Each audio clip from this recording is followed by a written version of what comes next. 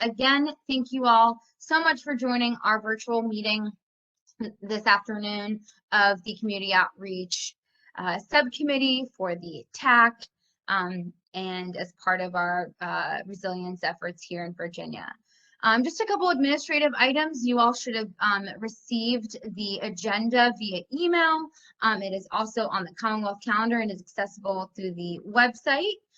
So if you need the agenda, it's right there. Couple administrative updates from me regarding this virtual meeting. Due to language passed by the General Assembly during this past special session, bodies such as this are able to meet virtually, but are not able to take a formal vote unless there is a physical quorum present. We are approved to meet virtually solely for the purposes of information sharing and gathering, and to take presentations such as this. We're taking this opportunity to kind of get us back together and prepare for our mid-September meeting. Members, if you are not a panelist and I have not moved you over, please let me know in the chat. I believe I've gotten everybody, but please let me know. And it also, if you are here on behalf of one of our members or have taken over for them, please let me know in the chat as well. I'll turn it over to our chair, Ashley Montgomery, in just a minute, but first I'll just do a quick roster check and call some names. Let me know if you are present. Fantastic. Oh, great. So it looks like we've got. If I don't call, if I haven't made you a panelist and haven't called you over, please let me know. So first, I'll just reintroduce myself. My name is Miriam Karad. I'm the staff advisor for this community outreach subcommittee. We have a number of our team on here, including Admiral Phillips, Ellen. Let me see, make sure I have everybody on this list here. Ellen Bolin and a couple members from Dewberry as well that are present here. I will just quickly go over the roster and ensure that we kind of do that quickly. And again, if we have not received if we have not received word that somebody is taking over for one of our members, just let me know and ping me. I'll start with our chair, Ashley Montgomery, and a present is totally good. Present. Awesome. Our vice chair, David Paler, is unable to make it. Omer Youssef with the Office of Diversity, Equity, and Inclusion in the Governor's Office. Present. Okay. John Bateman. Present. Jill Bury. Present. Alec Brebner. Present. Jessica Whitehead. Okay. I don't see Martha Heater on here. I believe so. Martha Heater or anybody from Plan RDA. Okay. Tracy Munyon. Present. Yeah. Corey Miles.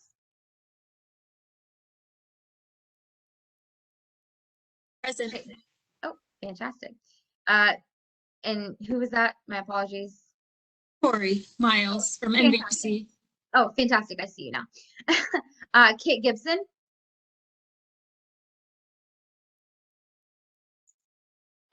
That'll be me, Luke Peters, representing GWRC. That's you. Yep, you just said that. Thanks, Luke. Kristen Owen.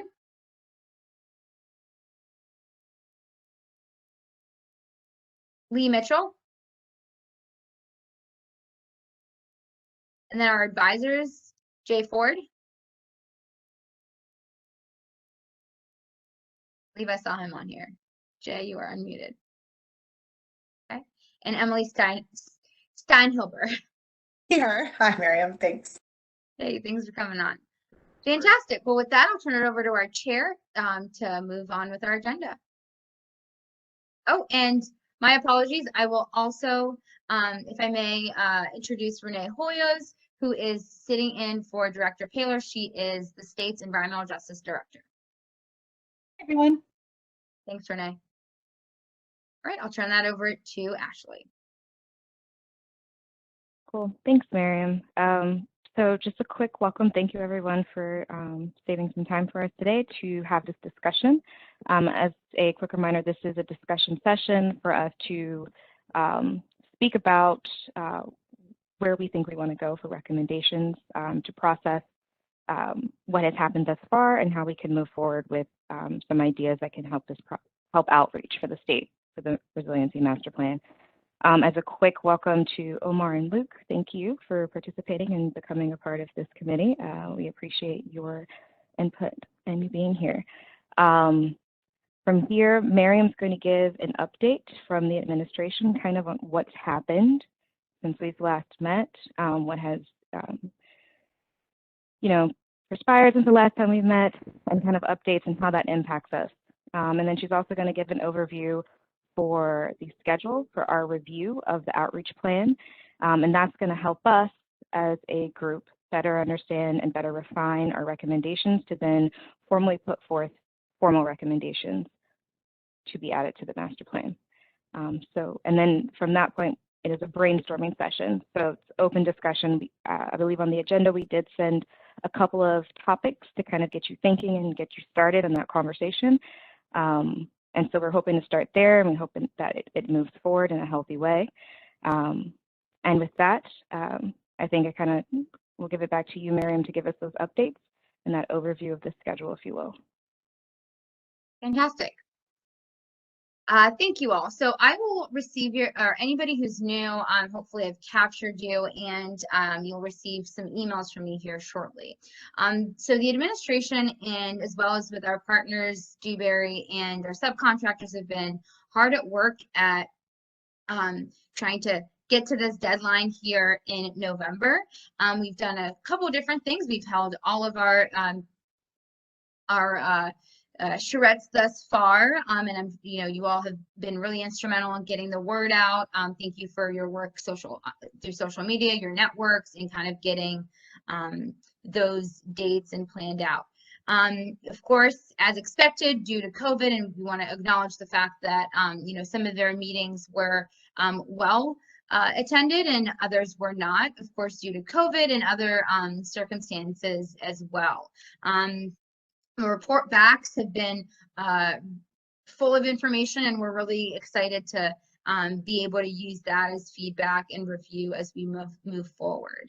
Our internal deadlines are, of course, within and tightly scheduled so that we can meet our November deadline and get the plan out. We are also currently in the process of doing our outreach meetings to our vulnerable communities, and these are targeted meetings to looking at the data and the impact assessment and being able to review and target our coastal communities. We have made a deliberate targeted approach here to ensure that first we are looking at our coastal communities and focusing there for our first slew of meetings. The first one is tomorrow in Portsmouth at 5 p.m. I will resend the flyer around, and after this meeting, you'll receive a number of different flyers, including the ones for Norfolk. There's 2 upcoming there. That will be the 7th and the 14th. You'll get an email that says all of those, and we appreciate your help continuing to move forward. We've been working with our NGO partners to also get some of that out and iron out our own materials, and full disclosure, dealing with our own capacity and staff limitations, of course, but really appreciative of everyone who's doing their part here, and special shout out to our friend Gary Harris, who has done a lot of outreach on our end too. We also used that long list of proposed communities, or rather interest groups and folks that we should be working with to do the outreach and ensure are part of our bigger listserv, and continue to use that to help inform our outreach efforts for those community meetings. So as those keep coming in, please let us know. We can do a revision as part of the recommendations you all might have. And lastly, just in terms of timeline, you all, with the exception of our new members, have received a doodle for an in-person September outreach meeting. That will be in Richmond. So please, if you have not done so, I only saw a few folks, so please fill out your availability there. Our goal at that meeting will be to go over the outreach portion of the plan and have a thorough overview. Again, I think it's really important we're shooting for mid-September so that we have plenty of time to provide the document to you all, have a discussion, and be able to come to a consensus at that meeting on any edits you might have. We're working through the timeline specifically because I don't know when that meeting is, so please fill out the doodle. But again, you've received the outreach comms plan and toolkit. If you have not done so, we'll resend it out, especially now that we have a little bit of a different makeup. And trying to get that feedback as soon as possible post our meeting in September. I'll also just mention that we will have as part of this membership will be the D&I team, D&I team that will be able to kind of give us a synopsis on equity and inclusion there.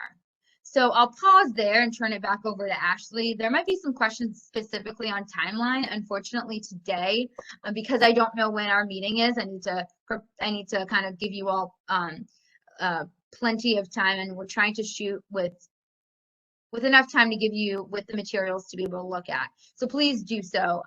Do fill that doodle out, and if you have not received it, send me a little bit, and we'll kind of make sure that you have it.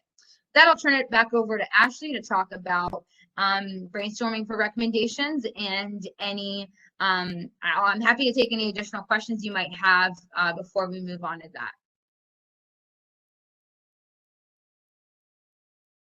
Hi, this is Jill Vieri. I do have a question about the outreach meetings to vulnerable communities. Do we have a list of where those, what those vulnerable communities, if they, what's been identified as a vulnerable community for these meetings? And I guess I specifically want to know if there's any communities on the Eastern Shore. I just know that as the Nature Conservancy, we haven't heard about that. So just wanting to know. Absolutely. So they're on our website in the Commonwealth calendar. I can send out a full list of all of them as well to specific emails. There is one on the Eastern Shore that has been scheduled. I do have my colleague Ellen Bolin on the call. Ellen, if you I think you specifically know if it's currently or what date it is, but I might not be sure. Yes, thank you. We are scheduling a meeting on the Eastern Shore. It's looking to be in early October, and there were a number of communities that were identified on the shore that fall at the cross section of some social vulnerabilities as well as flood vulnerabilities. So I can talk a little bit more about how we picked those communities, if that would be helpful. But if you go online to the Commonwealth calendar, all of those meetings are listed, and then I think we are still trying to schedule one for the Middle Peninsula, and Chesapeake, I think, are the couple other areas. And again, I can provide a longer strategy on that if that would be helpful. I just don't know if now is the right time.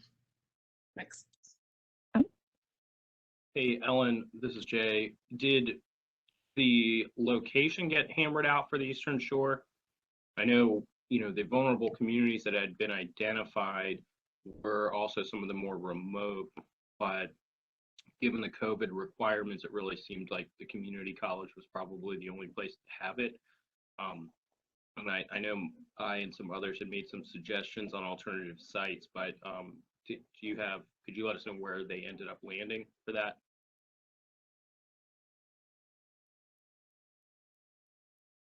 So close to making it all the way through the call.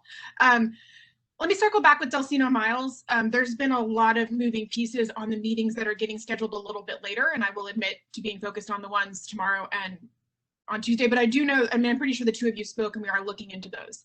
So Jay brings up a point that I wanted to talk to people about if they haven't heard it, because there's been a variety of calls, is that some of these meetings were originally intended to be in smaller, more intimate venues. So community centers, churches, really trying to have many meetings in a smaller area to be able to hear from people.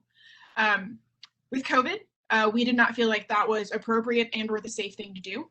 We wanted to ensure that we had adequate space for people, and we also wanted to do them in facilities that could host hybrid meetings. So if people who couldn't make it for whatever reason they choose would be able to dial in to their community meeting. And then at the end of this, sort of mid to late October, likely when we get through with the meetings, we will have one or maybe two, depending on the demand, virtual meetings to be able to get anybody else that hasn't been able to make this. But Jay, let me text her. I'm able to get that answer right now. So I'll work on that. Yeah. And Ellen, I think it might be helpful for one of our discussion topics was kind of like an evaluation of what's been done, and bullet point under that is the lead up to the community meetings that you've been scheduling. And so I think maybe that's going to be a really great time for you to kind of offload to this group and tell them how those were selected, kind of give them an update as to how that process went, how you started selecting those sites, and kind of, what the plans are for how to move forward. I know that's very flexible at this point in time, but I think having that conversation with this group will be helpful in us coming up with ideas on how to make recommendations and how we could try and move forward with outreach. Absolutely. Happy to talk about it then. Cool. Fantastic. I'll just add one more thing and turn it over to you, Ashley, and give you sharing capacity. I'm going to drop the agenda in the chat as well for folks that are having a hard time pulling it up from the Commonwealth calendar, and just look for that just shortly. Ashley, I will give you presenter rights in just a minute, and I'll turn it over to you now.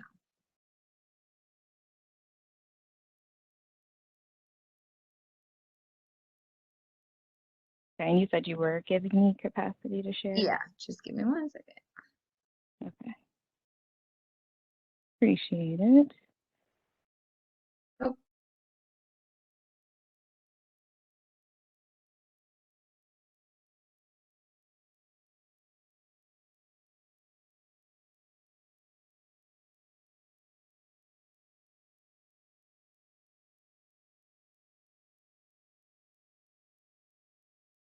We do. Thank you.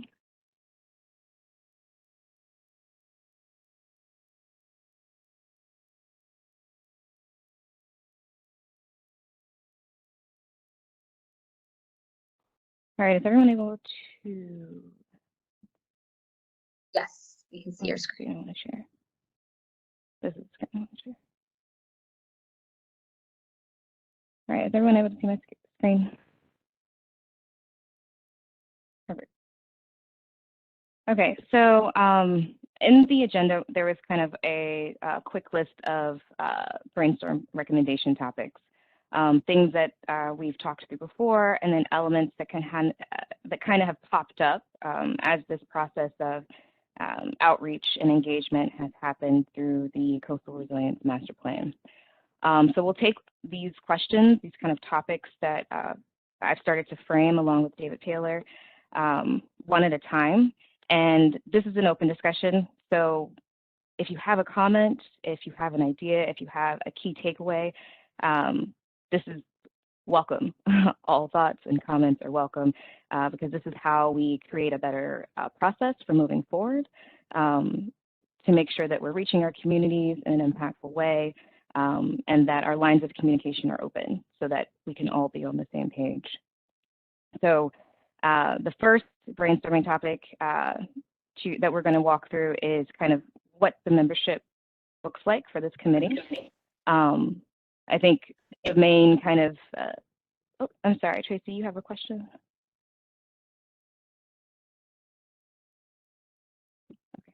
Okay. I think the main kind of point on that topic is who else needs to be involved in this committee. I think that the committee could have a bit more capacity in curating messaging and having more intent and focus on how we engage with communities and how that process works out. The second kind of brainstorming topic is an evaluation of what's been done. And this is really going over what are the key takeaways. How did the PDC meetings go? Where did we see those gaps? And where can we fill in those gaps, right? Where can we build more capacity? And what worked, right? What worked? What can we continue to apply to move forward? lead up to the community meetings. Ellen, this is where I would love for you to offer your input and insight as to how that process has started, how that's going, what are your takeaways, and how can we use that to create a platform and a method for moving forward.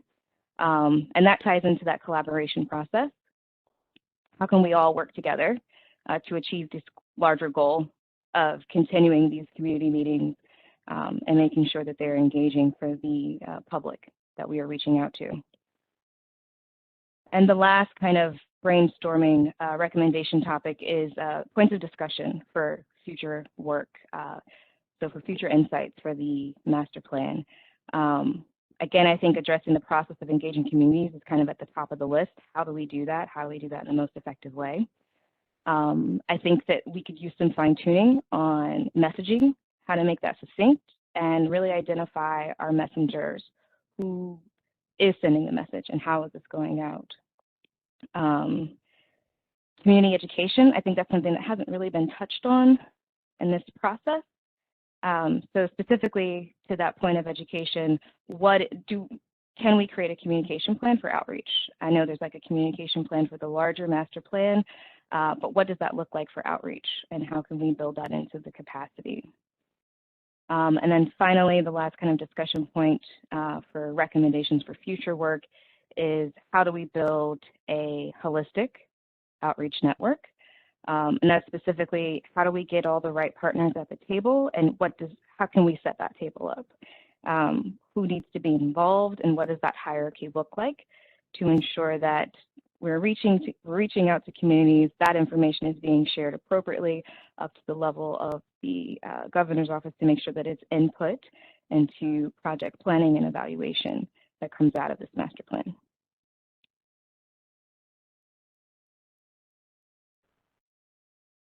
And so with that, kind of the first topic again is, what does this membership look like? And I think also on the agenda, one of the question points was who is a part of this group still has the capacity to participate, or has the want and desire to participate. I believe everyone kind of received a notification from Ann Phillips in regards to what the capacity of the TAC is, kind of what the membership roles and responsibility is for the future. So with that in consideration, is this work that you continuously want to do? And who else do you think should be a part of this conversation? Who should be brought to the table and be a part of this committee? So for some background and help, just so you know, our membership right now consists of different affiliations, which are on the website on the roster, and I'll drop them in. And then we also have 2 advisors who are from our NGO community. We also have Lee Mitchell, who represents the Upper Mattaponi Indian tribe, and we have local PDCs as well as the state agency, 2 state agencies represented. And I think if I could jump in here, this is Ann Phillips.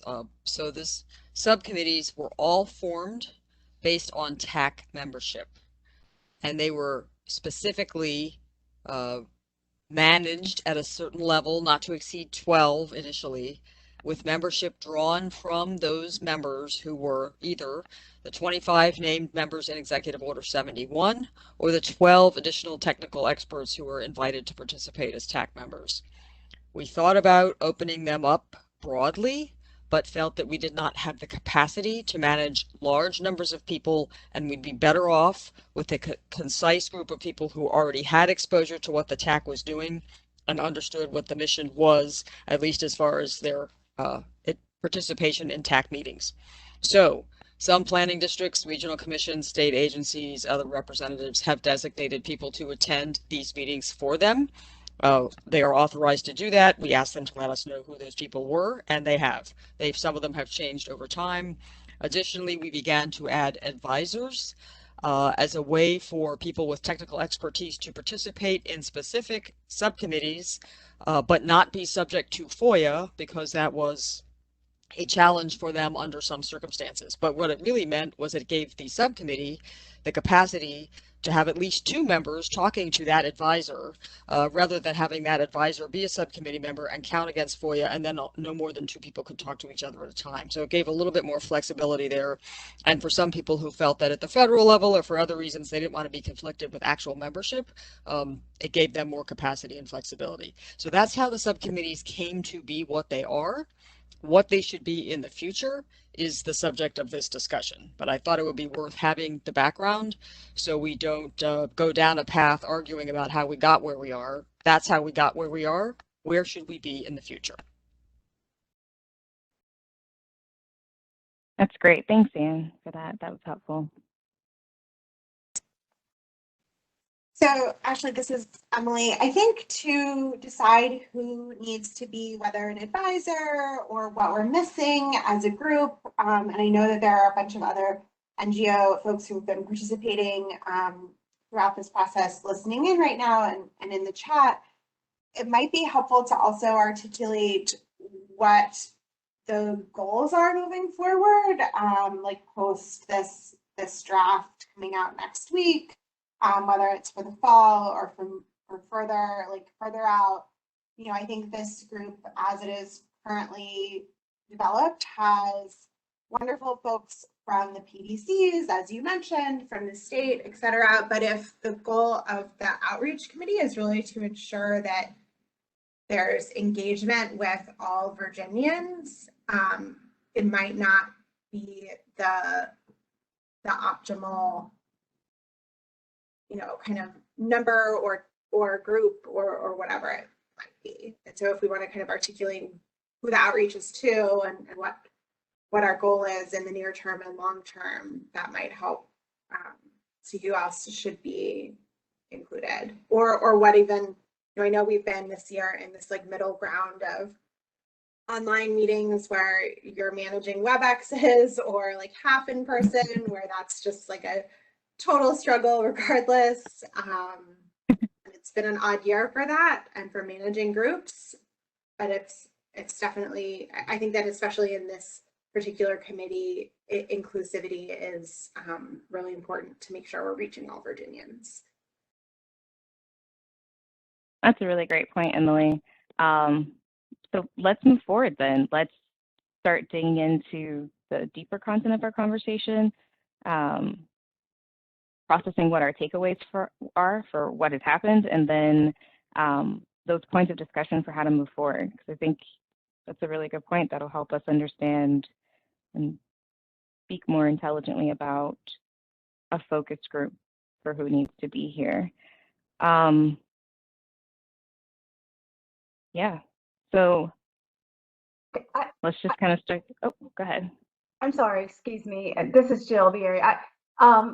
I hear what you're saying, Emily. I think that's a really good idea. Before we move forward, I just want to say that,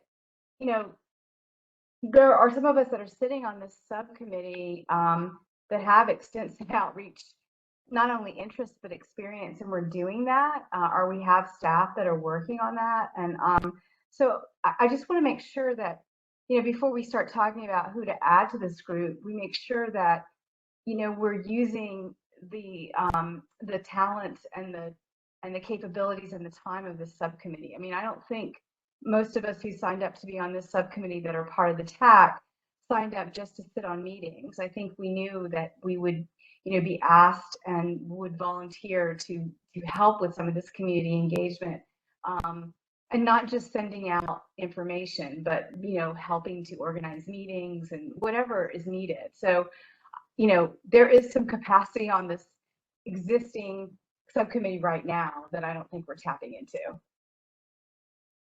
Jill, do you have any ideas of how to better tap into that beyond, like TNC and beyond in the existing group? Well, I just think about it. I mean, I'll speak about it from an Eastern Shore perspective. I mean, we and our partners here on the Eastern Shore have been working with the community in a lot of different ways on resilience issues. And so we have a lot of established relationships, and yet I'm not sure where these community, I know I can look on the website.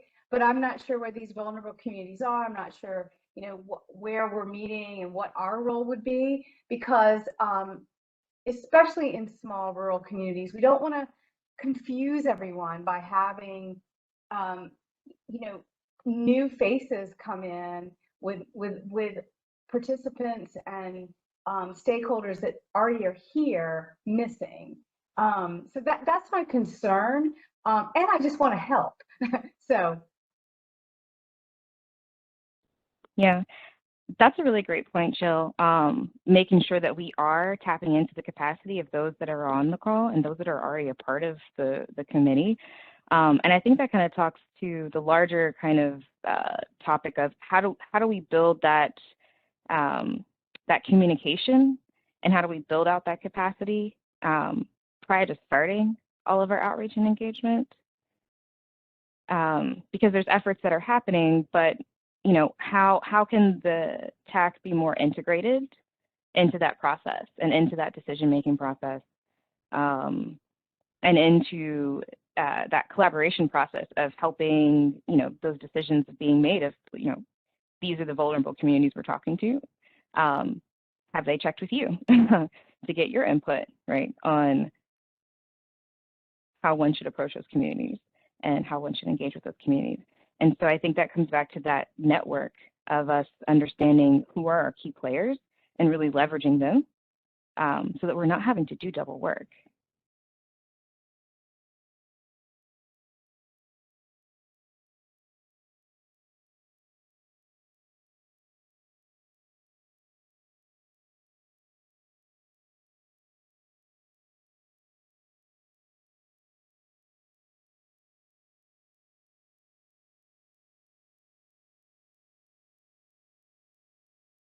This is John Bateman with the Northern Neck Planning District Commission. Taking Jill's point and kind of being introspective about what my role is, or the Northern Neck Planning District Commission's role in this subcommittee is. We provide a rural regional perspective. So, and we have extensive outreach and networking capabilities within our own region and with state agencies.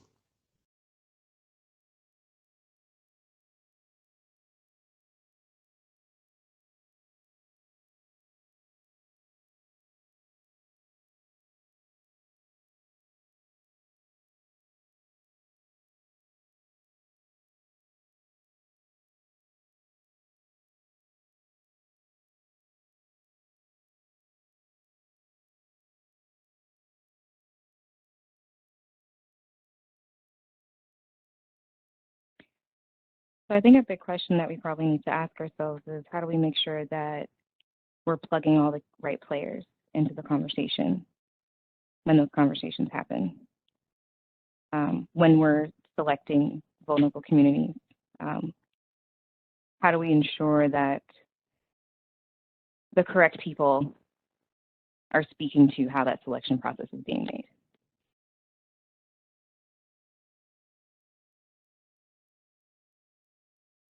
And I think another important thing to kind of tie into that is, what's the role and responsibility? Like what you're saying, John, what you're saying, Jill, you guys are already engaged in the Eastern Shore. You have that you're tapped in. What's your capacity? And maybe outlining that for the Coastal Resilience Master Plan effort, so we can know where those roles and responsibilities match up.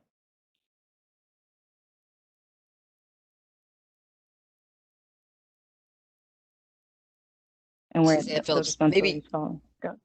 Actually, Go maybe ahead. that's a potential suggestion. Is this gets back to things Gary Harris has talked to us all about over several meetings in the past. Understanding who's present in a space, in a community, what their capacity is, where they're active, and we're not going to be able to do that in time to finish the master plan. That's a long-term effort, but starting that and working towards understanding that across coastal communities. Who's in the space? Where do they work? What do they do? How do we tie them in?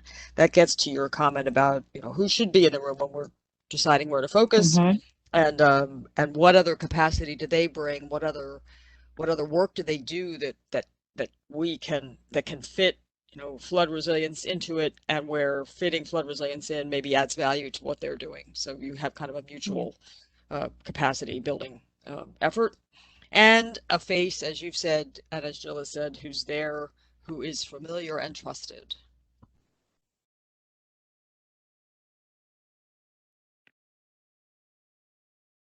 Yeah, I think that's key for moving forward, right? Like, we understand there's a time constraint with the plan as it is and how it started, right? There was things that needed to get done. But I think moving forward, I think that's something that we all understand is necessary if we want this to be holistic and we want this to work, and if we really want to authentically serve our community. So I would then say that maybe that's a role and a responsibility of the TAC members to outline kind of what your capacity is to support that mission. And then maybe that's how we start to tie and connect those dots between what's happening on the boots on the ground and the efforts that are funded at the state level. Yeah, and it would be helpful to have examples of what those capacities are, right? So is it being able to hold meetings? Is it being able to schedule meetings on our behalf? I think we've asked folks, if you think that a meeting needs to happen somewhere, let us know. We've tried to tack on to events because of COVID, they've been canceled. But that capacity meaning, can you schedule meetings? Can you provide resources, reading material? Can you do, pamphlets, that kind of stuff? That's helpful. And if others have any ideas on what type of capacity that we all need to be sharing in, that would be helpful.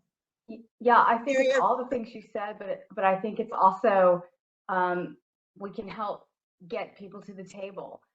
There are people, we should be represented as well. Like that trust issue. The capacity goes from sharing pamphlets and resources all the way to our full-blown participation and wanting to be in the room. And I think it's a good idea to get that capacity from all of us before we think about who we need to add.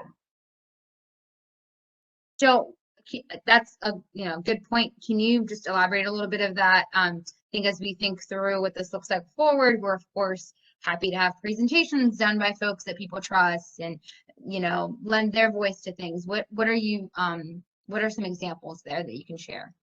Yeah, that's a good idea. I mean, maybe it's maybe local organizations or local PDCs, as we have in the past, host the events. Who invites the people may make a difference on who responds to the invitations and who shows up in the room. And that is certainly true for a lot of local communities. They're going to respond to a partner or a neighbor or a stakeholder more than they are someone coming from the outside. Providing any expertise or background on what's already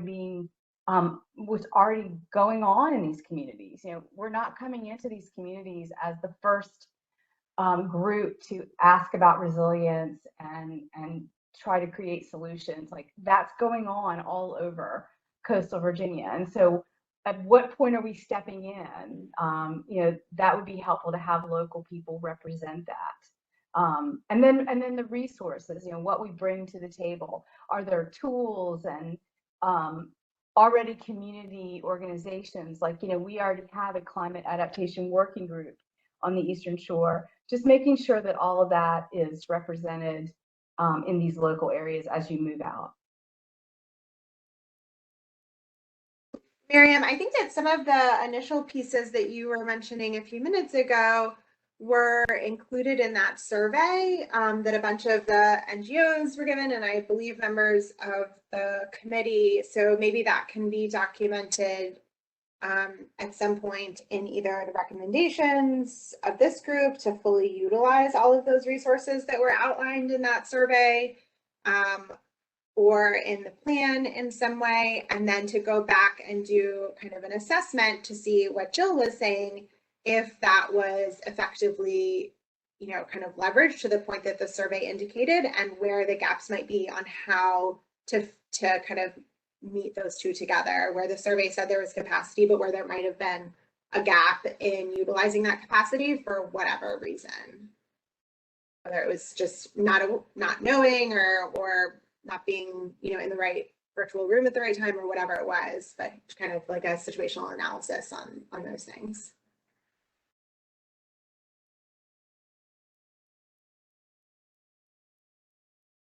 And Emily, what survey are you referring to? Just so I can make sure that I'm on the same page with you. It was sent out, I don't know if it had a name, but it was sent out to many of the NGOs who participated in a meeting with Anne back.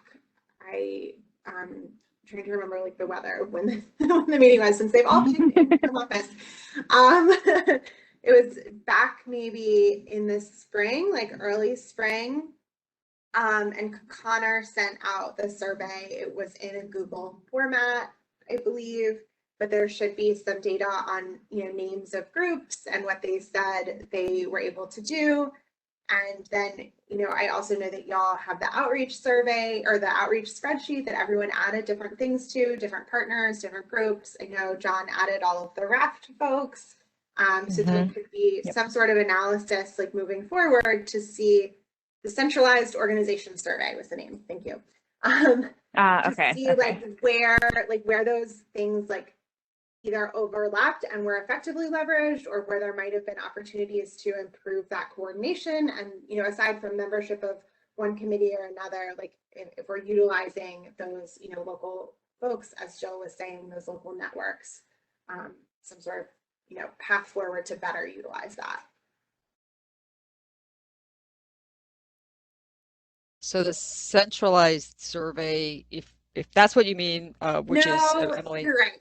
I think you mean something preceding that. Yes, the one we Connor was just the to one try to, right? We sent that out to try to understand which NGOs were interested and what their capacity was in participating in building an outreach strategy long term for the coastal master plan process.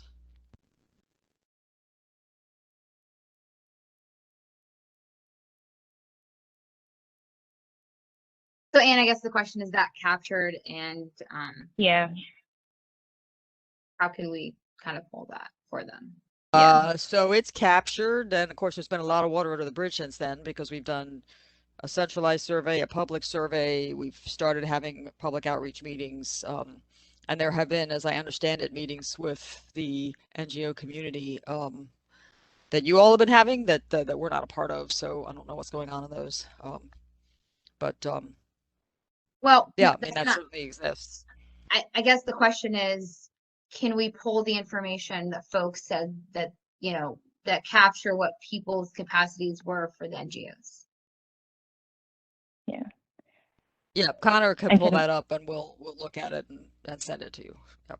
And not just the NGOs, but I know John was mentioning the capacities of the PDCs to do regional outreach, and just kind of an assessment of where we've succeeded and where we have opportunities for growth, so that moving forward into kind of the next phases of this, we're learning from our mistakes effectively or learning from our successes.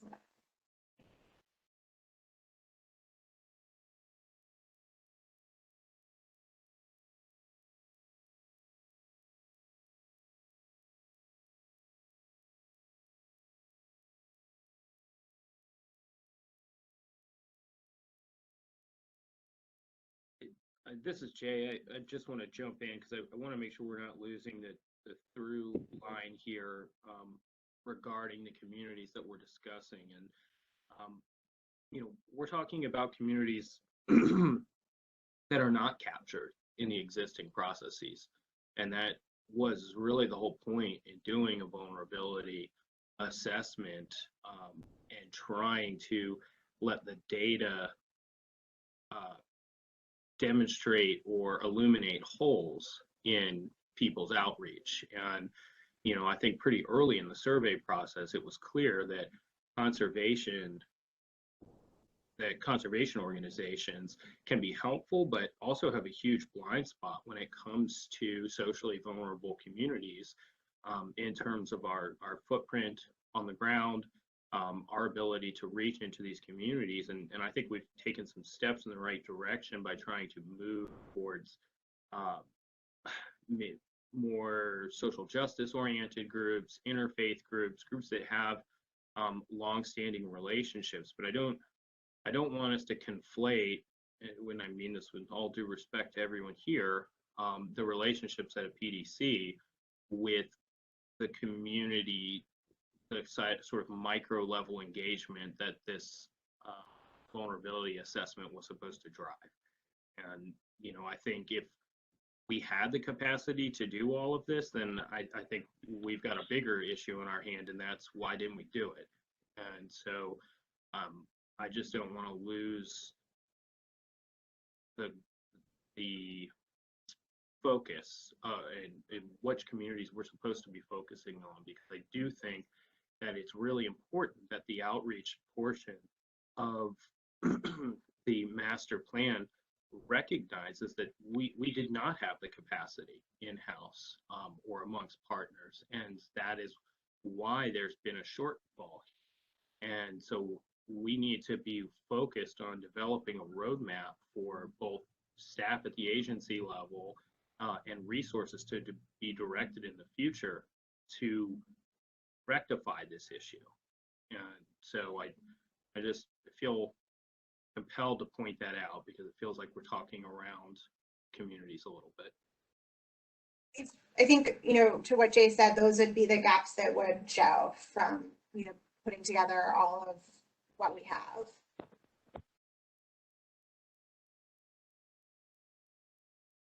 Yeah, I agree. And I think that's really tied into that capacity conversation.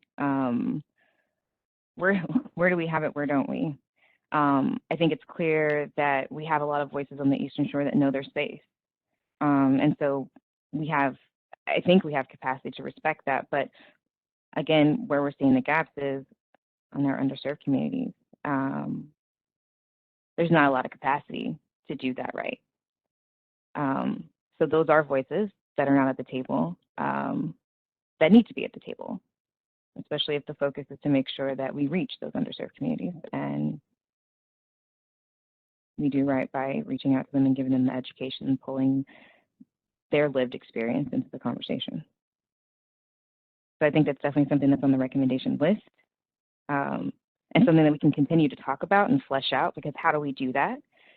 Because a lot of that work is, as you mentioned, Jay, it's at that micro level. How do we pull those activists, those community leaders into the conversation? And how do we create a structure and a network capacity to bring them on? Because we, again, thinking about the membership of the TAC, how big does it need to be, right? Do we pull on everyone?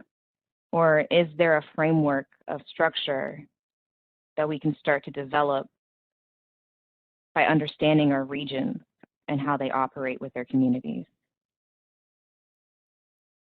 Because I think we have some of that knowledge as far as how our regions engage with their communities. How can we work backwards from that? Yeah, I think that's really helpful, actually. If there's guidance that this committee and just moving forward that we can provide to folks that are going to be taking this over, or how you guys want to see it operate, that would be really helpful in that way.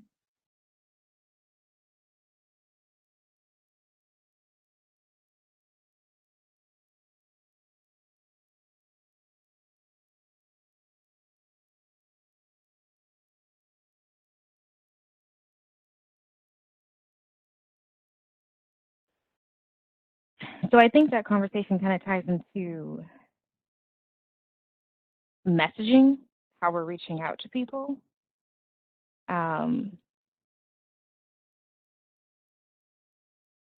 So what have we learned? I guess that's a better place to start. Where have we learned with starting these community meetings? I know that, again, there's a time constraint, right? And getting done what needs to get done with this first iteration. But what have we learned? What do we know works? What do we know that doesn't work?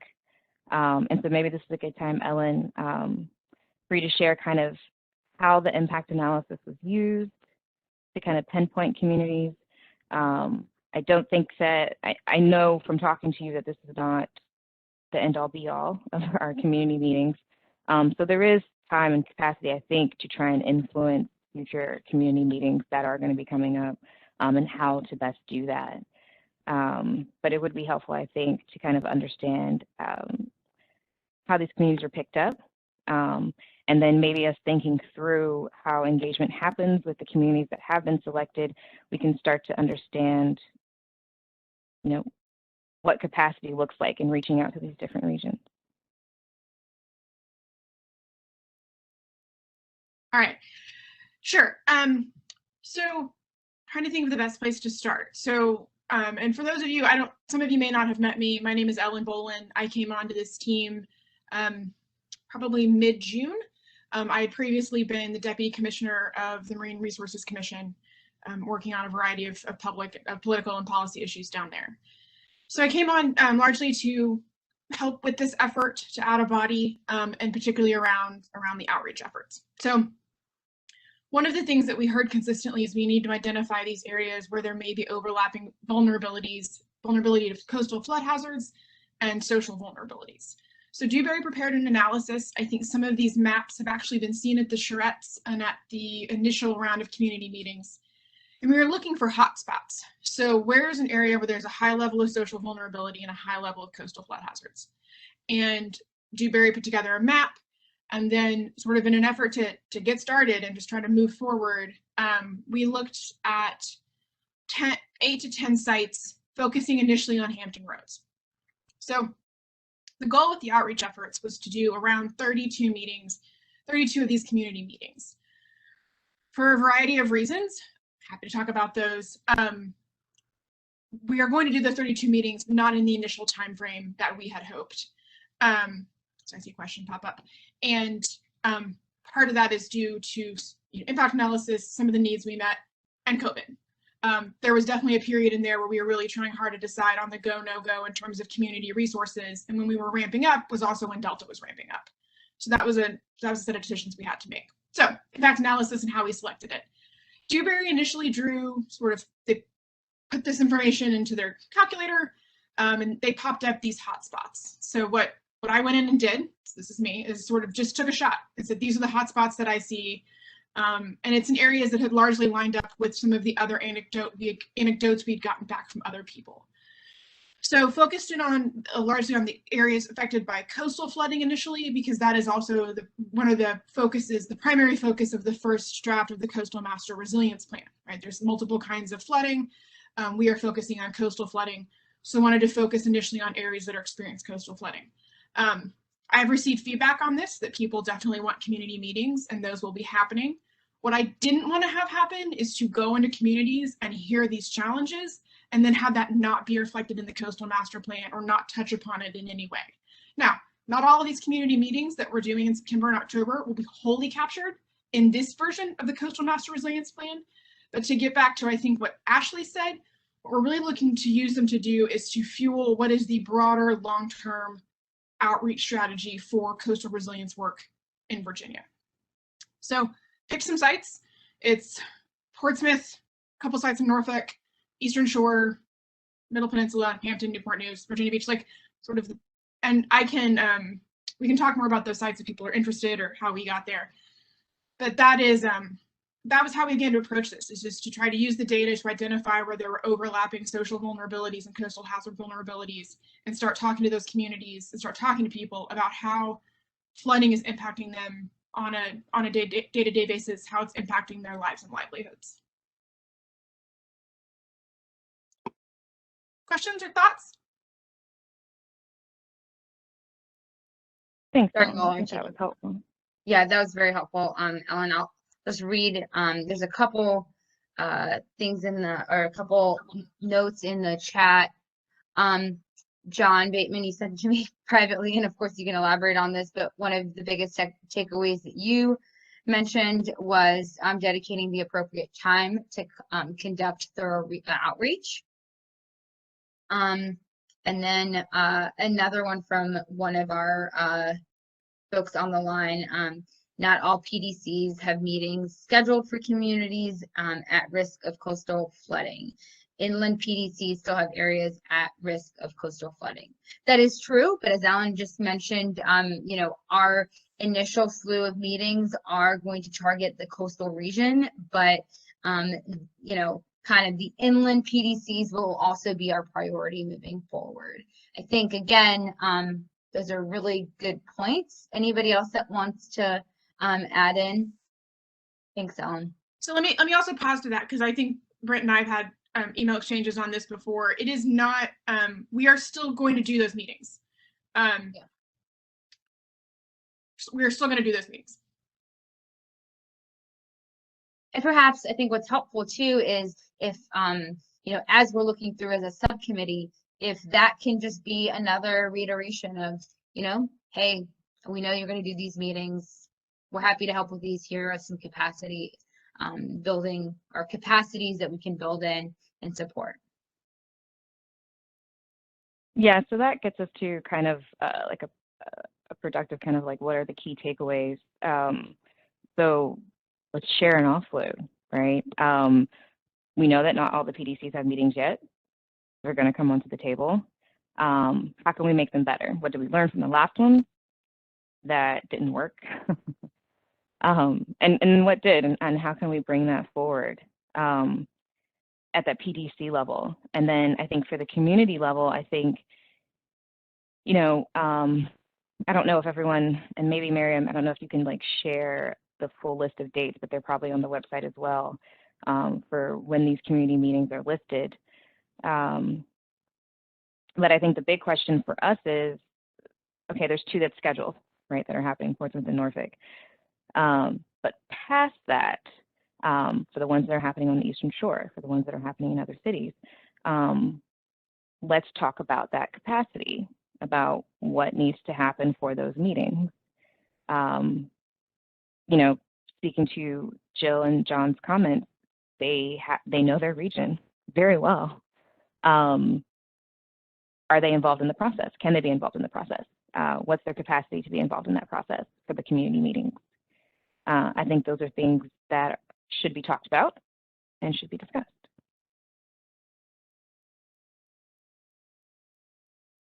And should kind of be included in future recommendations when we're talking about these community meetings.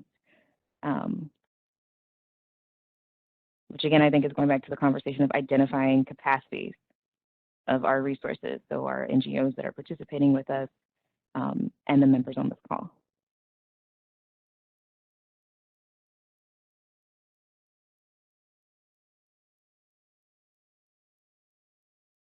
Yes, so I am pulling the list out. It's gone to a few folks.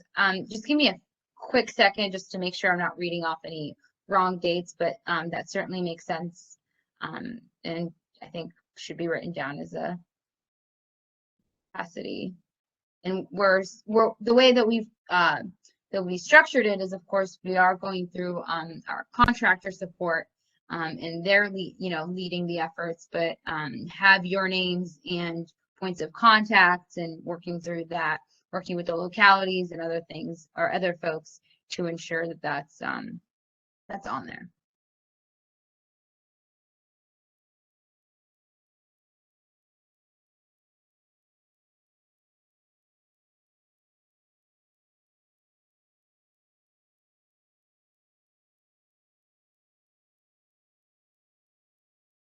So thanks, Mary. I think that would be helpful if people can see the dates.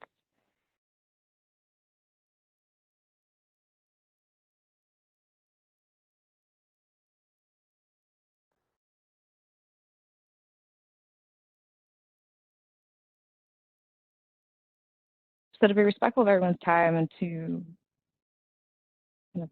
help move this discussion on,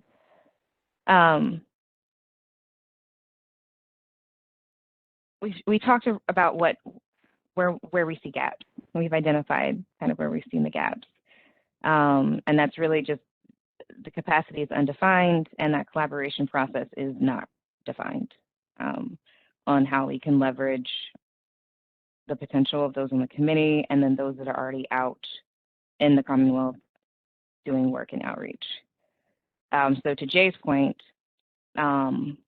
what's the best way to go about mitigating that issue?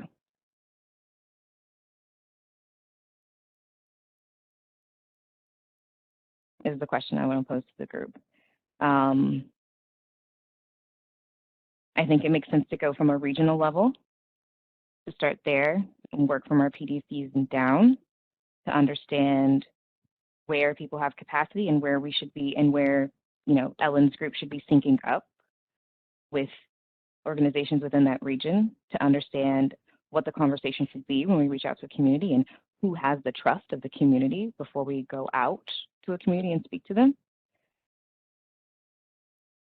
But I would love to hear other people's thoughts on how we can start to build that framework so that we can be better informed and more holistic about how we're engaging with the general public when we're trying to tell them that we want to hear what they have to say and that we're trying to center their lived experience.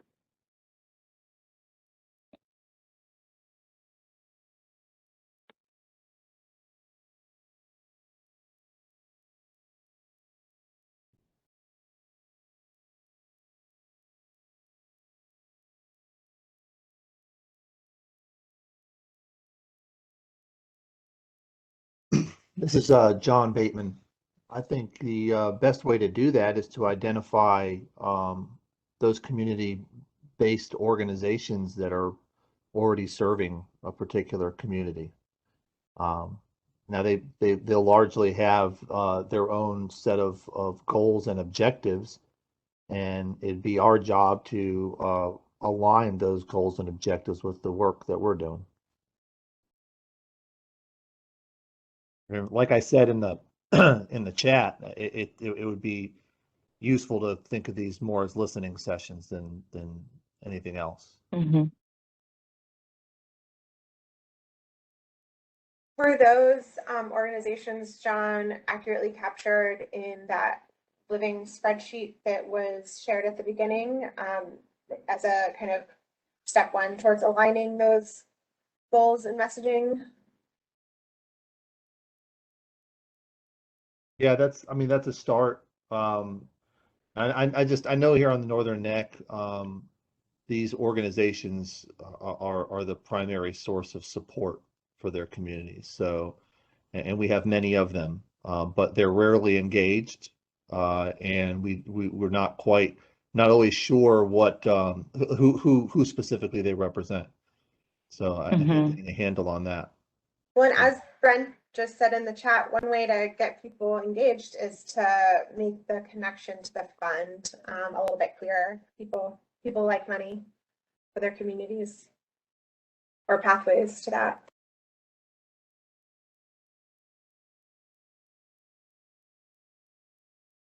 Yeah, so this is Ellen. I would actually love to get some feedback on that, on how to best talk to communities about the flood fund, because my understanding of the flood fund is that there's a limited number, not a limited number, the people who can apply, it's localities, it's PDCs, et cetera. So versus like I don't think a community group can apply. And so I, like presenting tomorrow, I really wrestled with how to like talk about the flood fund in a way that would resonate. So if people have thoughts on that, they can either shoot me a note offline or we can talk about it now. But I'm really trying to figure out how to link that for these communities when it's a locality or a PDC or someone of that level that actually has to apply for the funding.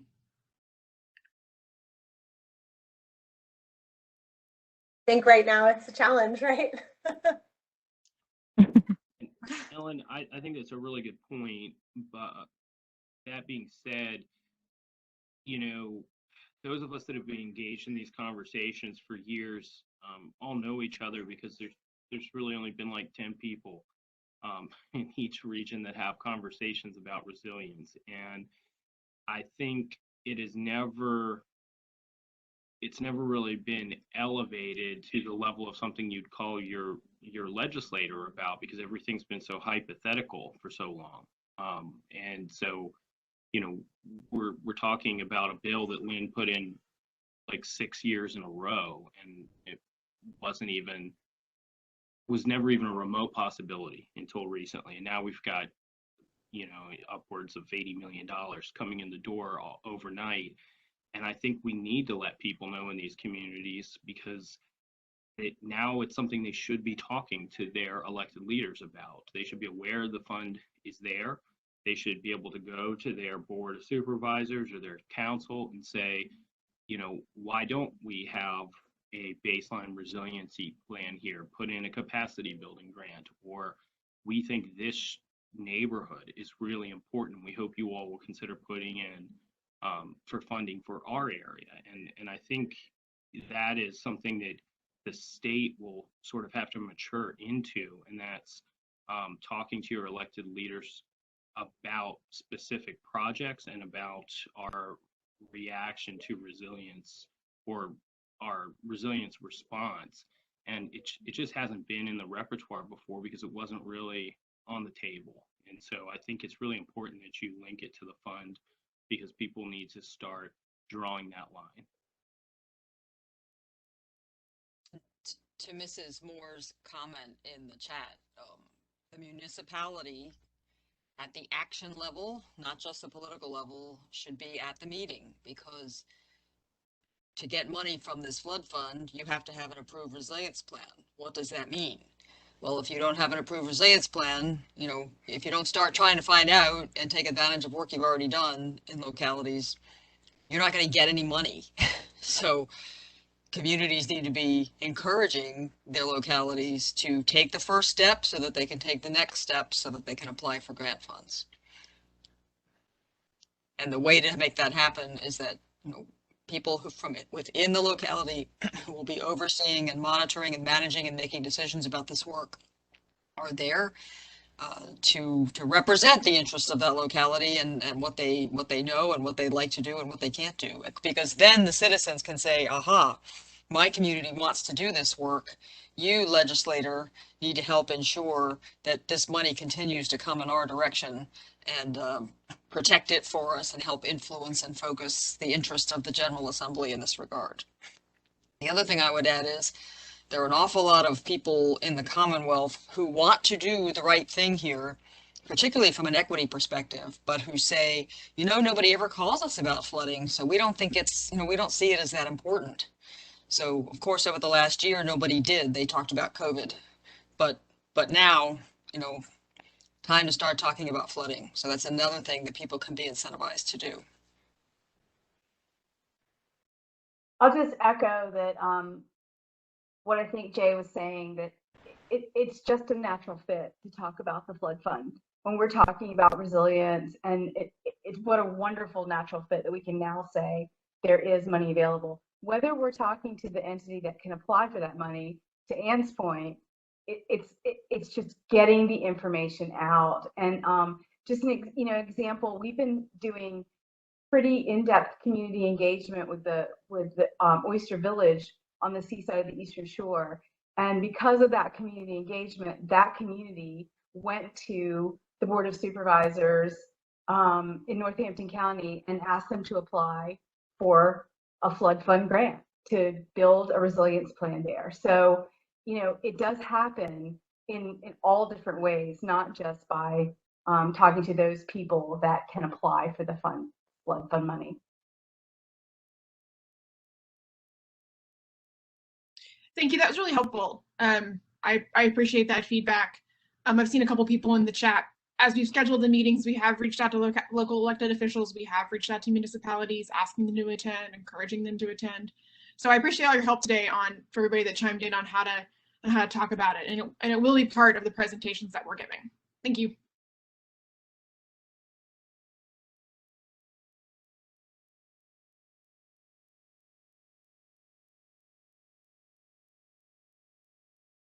And then additionally, just to note that I have put in the chat the confirmed dates that we have so far. The addresses will also, I'm going to work with our team to get them on the website listed like that, so you guys can have the addresses. And then, you know, of course, some folks have flyers. We'll make sure they're available on the website as well. But just note that the Eastern Shore is still on the list, and then more dates will be coming. But those are the ones that we have locations for and confirmed. And we'll use, of course, we'll send it out to you. Make sure you have the flyers associated. Send it to the listserv that you all created. But of course, would be grateful for your help in kind of pushing it forward.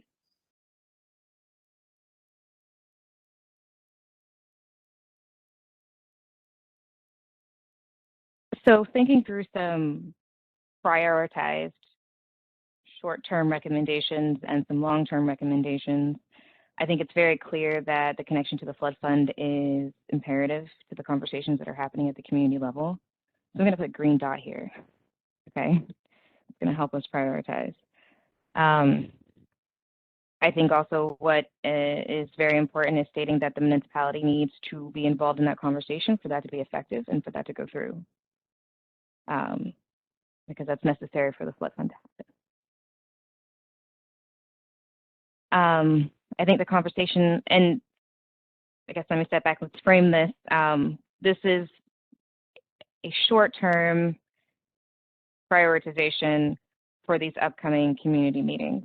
What we know we can do now and how we can start to address those. And hopefully those can be used to help us inform those longer-term goals, which I think is really creating that equitable outreach in all of our communities, especially ones that are underserved and that we're not tapped into, because they are the most vulnerable, and they will continue to be the most vulnerable unless we have an action plan to change that narrative.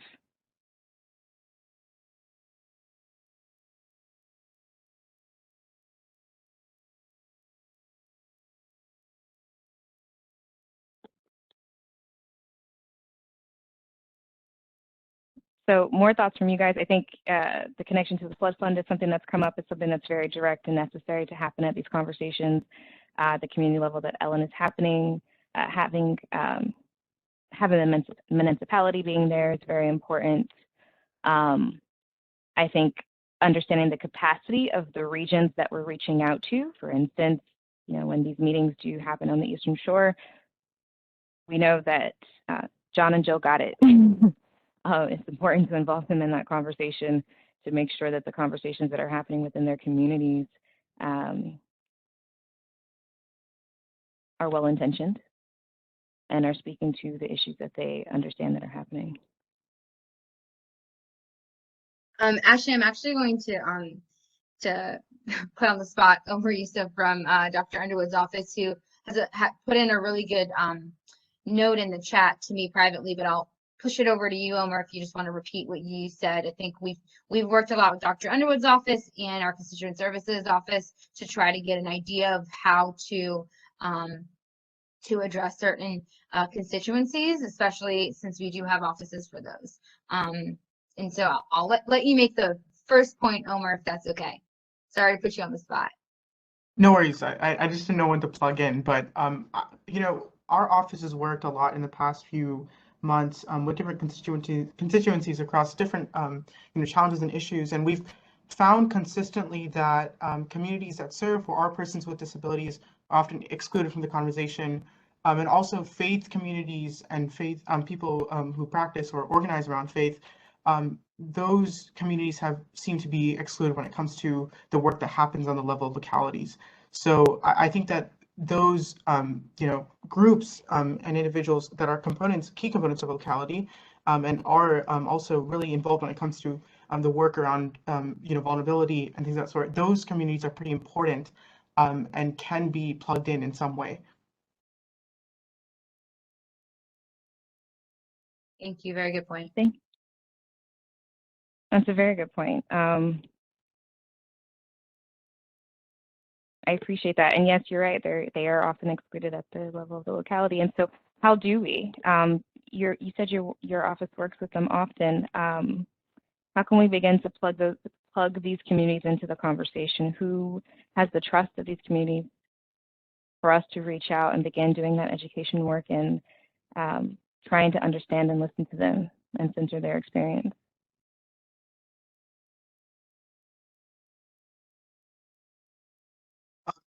So I'd be curious to know what some of the regional stakeholders here have to offer about their, previous interactions with these communities. I know that there's definitely different boards that are, in the process of being formed or are formed on the state level that we could definitely plug into or discuss this potential with.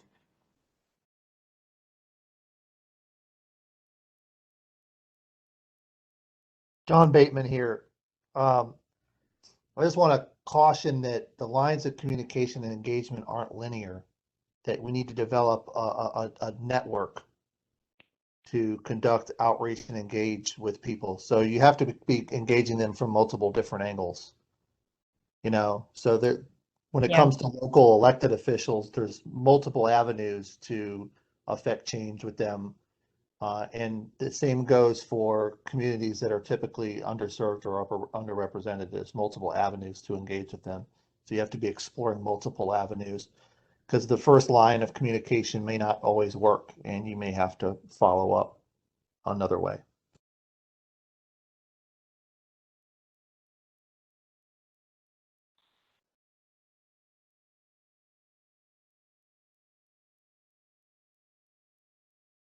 That's a great point.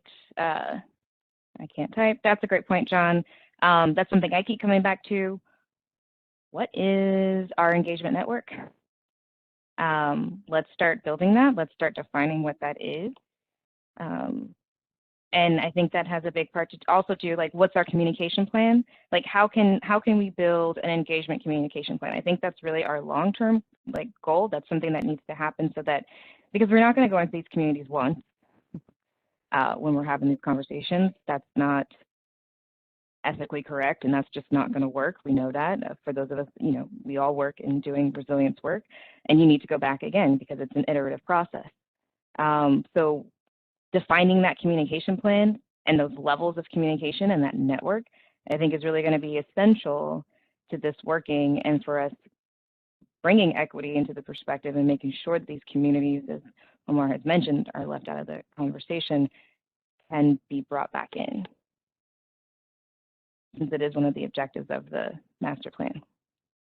And the effort needs to be exhaustive. I mean, you're not going to always get everybody's attention the first go around. So again, you got to keep trying and trying and trying until people feel comfortable enough with the effort that they're willing to pipe up. This is Alec Brebner from Crater PDC, and I think if you're relying on government processes and routes from the state to the PDCs to localities to reach underserved communities, I think you're almost defeating yourself by definition. Very good point, Alec.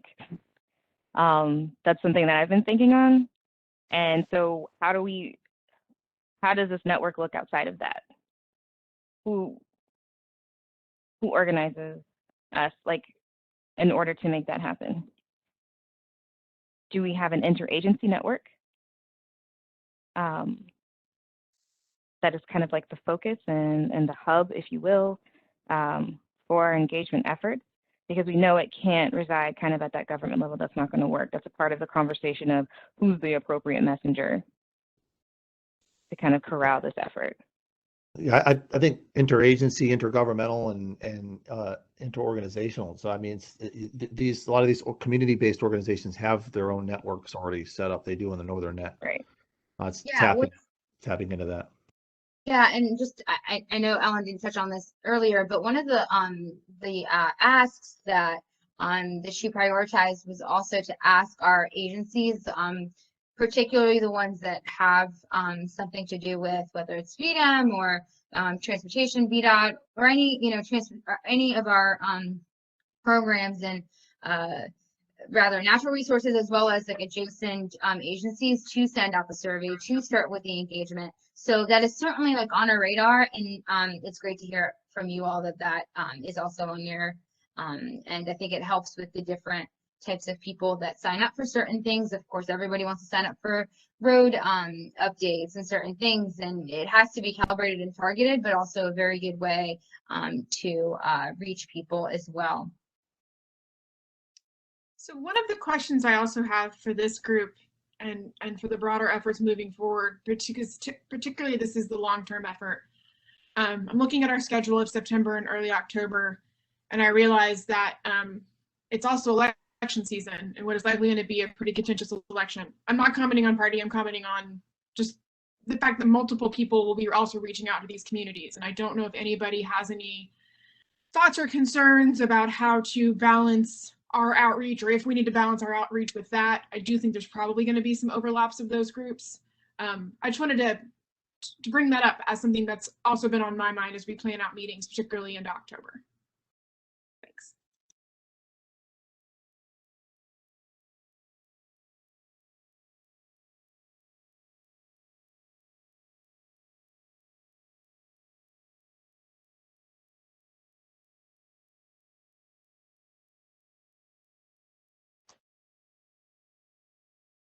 Okay, well, if you have thoughts or suggestions or concerns about our timing with regards to that, or if that's something that's people aren't worried about, just shoot me a message or an email if ideas come to you.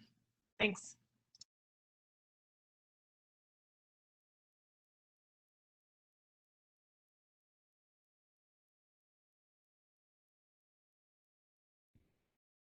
So we're about 5 minutes out, and I want to be respectful of people's time. I'm going to resend the doodle poll in the chat, so folks who are able to complete that today, please do so. So we have quorum. That was going to be an in-person meeting in Richmond. And I'll kind of turn it back over to you, Ashley, for any closing thoughts. There are a couple people from the public that I have unmuted, but I think folks have left. If anybody wants to say anything, I think we do have about 5 minutes left. Just shoot me a note on the chat, and I'll if there is time allowing, certainly unmute you, but turn it over to Ashley for some final thoughts and then moving forward. So, Miriam, you just said there are people who have asked to talk. I just want to make sure that no one's asked to talk yet, but I thought a few folks had reached out to you, perhaps. Maybe they haven't. So if they haven't, I don't have anybody on a list. But and also when they signed up to register, nobody signed up for public comment, as far as I know. Okay, I can't see the chat because I'm sharing a screen, but no worries. I don't see anything specifically to me. Okay, so again, it's like a prioritizing and trying to focus this. I've put green dots on the things that I think are priority things that need to be addressed based upon our conversation and what I'm hearing for everyone. This is not the time for us to vote and make decisions. This is just, again, us fleshing out what we've seen happening, observing the process that has happened, and really having an open conversation about how we want this to move forward to better achieve our goals. So I really think this is helpful. I appreciate everyone for participating and giving your insights. I'm going to kind of type all of this up and send it around to all of you just so that you can have it, so that it's documented, so that you can have that as a reference point. As Miriam mentioned, we will be making final recommendations once we've been able to look at what the outreach document is and what's inside of that content. And then coming back to the things that we've discussed that we know that are priorities for us as a committee to make sure that the process is involved and equitable. Are there other kind of top priority items that we've talked about that I have not captured with my little green dots here? And the red dot just means it's something we haven't done well. That was the one that I think everyone kind of spoke to, that we just did not do as well as we could have.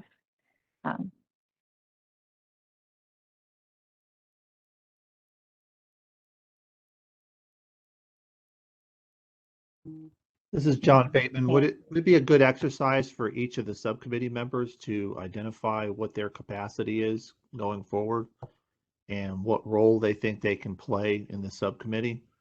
Like, a little bit of homework. And as far as the questions that were asked about the PDC meetings, I believe, and can correct me if I'm wrong, I believe that they're in the process of evaluating the results of those meetings. And I think the subcommittee would like to see those results. And then as for possible recommendations for the master plan, perhaps that's something we can all put a little bit more thought into.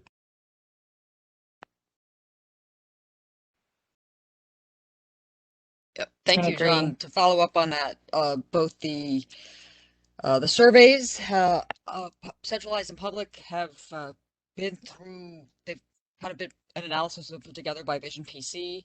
It's very good. We've asked them to try to do a little bit more tiny tweaking to it. Those should soon be ready for review. They are, nearly there now. We've also done a summary of the charrettes, which Dewberry is working on, and that's going to take a little bit more analysis before it is public, but both have been analyzed. There's really good information in both, and you'll be seeing them shortly. They are actually on the TAC agenda for items that we wanted to distribute to the TAC. They're not quite ready. When they're ready, they will be distributed and posted publicly. So good work there, and I think there's some good takeaways that will be of value, not only to this committee, but others as we move forward. And do you know when those might be available? Would they be available in time for our in-person meeting for us to process that data? I would think they talk would be about it? available for your in-person Okay. meeting, depending on, it looks like it's mid-September that you're targeting. So they, certainly I would think Okay. the surveys will definitely be ready by then. They're nearly ready now, and the charrette work should be by then too. Okay. Cool. That's beautiful. So yeah, to John's point, I think it would be great if we had a little bit of homework and kind of outlined the capacity of the people on this call, part of the committee, to understand what the role and contribution that you can offer to this conversation. I think that really helps us identify our future goals of what the committee looks like and our roles and responsibilities moving forward, especially in supplying and working with the efforts that Ellen is doing to make sure that we are engaging with our communities in an equitable way. So if everyone's okay with that, that's a homework assignment. I'll have that typed up and sent to you all this afternoon, along with screenshots of this mural board so that we can continue to digest and process the information and the discussion that we've had today. So when we have our in-person meeting, we can come with full thoughts and continue this conversation. Unless anyone else has anything else to say. Going once? Sorry. No, I was saying going once. Well, thank you all so much for making the time today. We really appreciate it. We look forward to your feedback. And I know this is the beginning of the process, but certainly, really heavy lifts from a lot of people. So we appreciate it. Thank you to our chair. And with that, I'll let her adjourn the meeting. If there's any questions or any documents that folks need, please feel free to email me. And I'm going to put my email in the chat for those who are representing someone else on the membership and need the information as well. That's all from me. So I make a motion to adjourn.